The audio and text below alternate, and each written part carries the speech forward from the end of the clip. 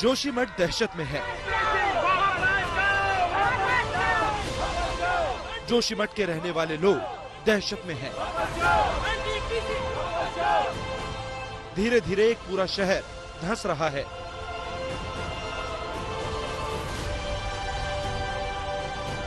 फटती जमीन, दरकती दीवारों और लटकती छतों के बीच ये जान बचाने की जद्दोजहद चल रही है।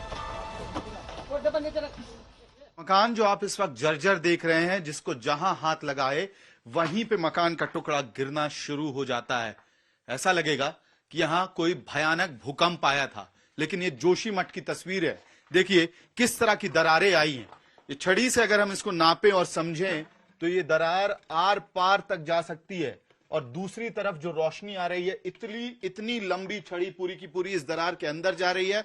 मकान अनसेफ है। हमें नहीं पता, हम भी यहाँ से रिपोर्ट कर रहे हैं तो हालात कैसे होंगे। राज्य सरकार का दावा है कि लोगों को जल्द से जल्द निकाला जा रहा है। विपक्ष का कहना है कि हालात चिंताजनक हैं। जो खतरे की जद में आने वाले 68 मकान थे, उन सभी को शिफ्ट किया गया है। और जो एक जोन बना है 600 मकानों से अधिक का, उनको भी वहां से सुरक्षित स्थानों पर ले जाने की कार्रवाई गतिमान है। और माननीय प्रधानमंत्री जी भी लगातार इसकी समीक्षा कर रहे हैं। स्थिति बहुत चिंताजनक है, विस्फोटक स्थिति तक चिंताजनक है। किसी समय भी सारा ढांचा कोलैप्स कर सकता है। प्रकृति चेतावनी दे रही है और हम उस चेतावनी के अनुरूप आचरण नहीं कर रहे हैं।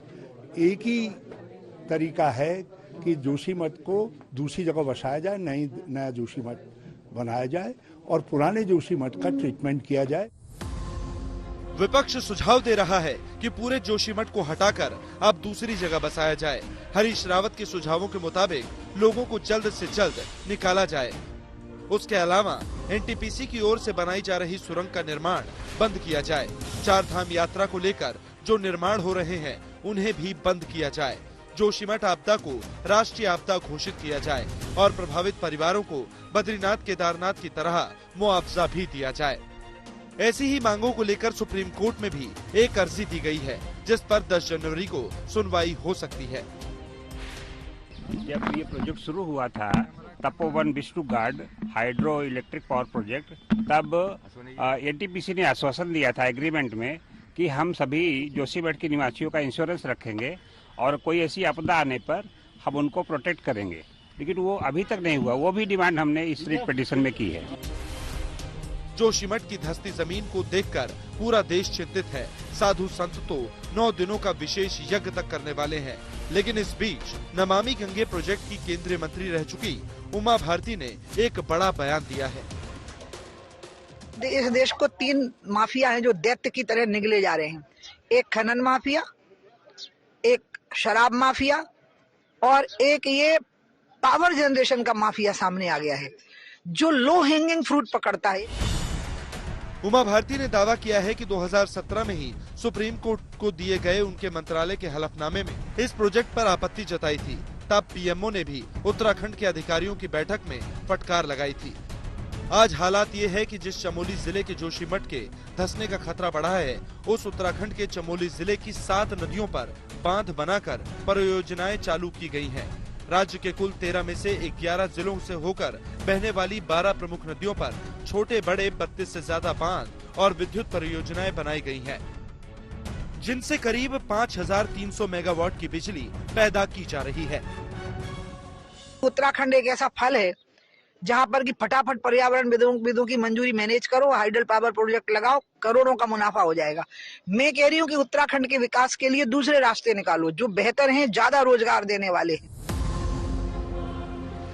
हालांकि उत्तराखंड में ऋषिगंगा प्रोजेक्ट में हुए हादसे के बाद से ही विशेषज्ञ लगातार चेतावनी दे रहे थे।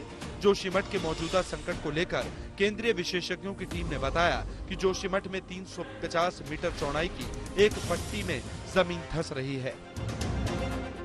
चूंकि जोशीमठ भूकंप के बाद हुए भूस्खलन से गिरे मलबे के ऊपर बसा हुआ शहर है, इसलिए इस जमीन पर बने निर्माणों पर मिट्टी की पकड़ कमजोर है। इसके अलावा बेतरतीब निर्माण से इलाके में व्यवस्थित ड्रेनेज सिस्टम भी मौजूद नहीं है। वहां पानी के रिसाव से जमीन की मजबूती और कमजोर हुई है। हालांकि इसके लिए निश्चित तौर पर एनटीपीसी के टनल को जिम्मेदार नहीं कहा जा सकता, लेकिन सब सरफेस ग्राउंड मोशन के कारण मौजूदा संकट पैदा हुआ है। चिंताजनक तो ये है कि पानी का रिसाव कहां से हो रहा है, इसका पता नहीं चल पा रहा। ऐसे में जोशीमठ के मौजूदा संकट में सबसे पहले वहां के लोगों को निकालना जरूरी है और हालात की गंभीरता को देखते हुए पीएमओ भी नजर बनाए हुए हैं। भोपाल से रवीश पाल सिंह के साथ अमित भारद्वाज, जोशीमठ, आज तक।